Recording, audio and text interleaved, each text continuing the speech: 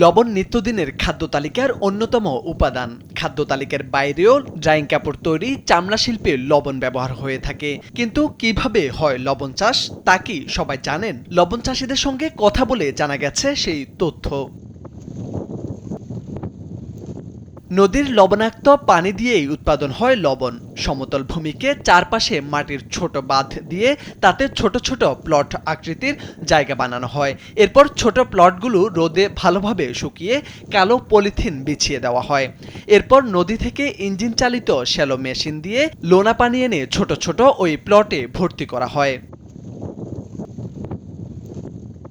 এভাবে পানি সংগ্রহ করার পর 4 থেকে 5 দিন রোদে রাখা হয়। কড়া রোদে পানি বাষ্পীভূত হয়ে উড়ে যায় আর লবণ পড়ে থাকে পলিথিনের ওপর। লবণের সাদা দানা একটু ঝরঝরে হলেই রিফাইনারি মেশিনের মাধ্যমে লবণ রিফাইন করে বস্তা ভর্তি করা হয়। প্রতি বস্তায় 80 কেজি করে লবণ রাখা হয়, যা দেশের বিভিন্ন জেলায় সরবরাহ করা হয়ে থাকে।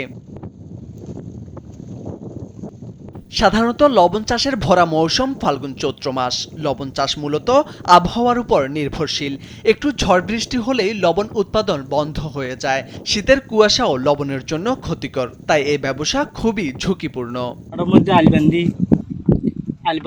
মাঠ সমান করছি, মাঠ সমান গরম মাঠ ফুয়ার দিয়ে মাঠত গরম আসছি, গরম আনানোর পরে হলা আছে মানে বড়াই সুন্দর বড়াই আবার গরম আনানোর পরে মাথা পলিথিন বিছাই মানে তুলি আর ইয়ার সুন্দর দাম ফেলে দিব ওদিকে 228 দেন বেশি না 28 দিন না। চলতি মৌসুমে কক্সবাজার জেলার টেকনাফ, কক্সবাজার সদর, পেকুয়া, মহেশখালী, ঈদগাঁও, চকরিয়া, কুতুবদিয়া ও চট্টগ্রামের বাঁশখালীতে 28,300 একর জমিতে লবণ চাষ করেছে চাষিরা।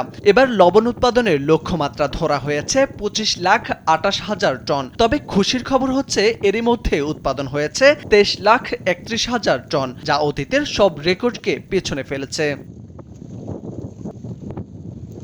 তবে চাষিরা বলছেন মৌসুমের শুরুতে লবণের দাম ভালো পাওয়া গেলেও এখন তা নেই। এভাবে চলতে থাকলে শেষ পর্যন্ত লোকসান গুনতে হবে বলে মনে করছেন তারা।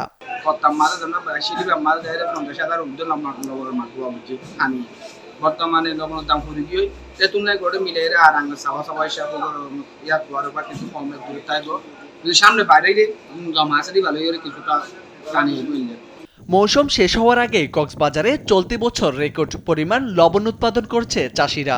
এ পর্যন্ত 23,31,000 টন লবণ উৎপাদন করেছে তারা, যা 64 বছরের ইতিহাসকে পেছনে ফেলেছে। গেল 2 বছর ধরে চলা তীব্র দাবদাহের কারণে লবণের উৎপাদন রেকর্ড ছুঁয়েছে বলে জানান কক্সবাজার লবণ শিল্পের উন্নয়ন কার্যালয়ের উপমহাব্যবস্থাপক মোহাম্মদ জাফর ইকবাল ভূঁইয়া। আসলে সিজনের উপর ডিপেন্ড করবে। এখন সিজন যদি আমরা আরো 1 সপ্তাহ যদি পাই মোটামুটি ভালোভাবে, তাহলে আমাদের টার্গেট ফিল আপ হয়ে যাবে। এখন গত বছরের তুলনায় এই বছর তাহলে কত বেশি হয়েছে? প্রায় 1,25,000 টন। দেশে 1960 সাল থেকে বাণিজ্যিকভাবে লবণ উৎপাদন হচ্ছে। আগে যেখানে দৈনিক গড়ে সর্বোচ্চ 36,000 টন লবণ উৎপাদন হয়েছে, সেখানে এবার দৈনিক গড়ে 39,000 টন লবণ উৎপাদন হয়েছে। মোরশেদ আলম, কালবেলা।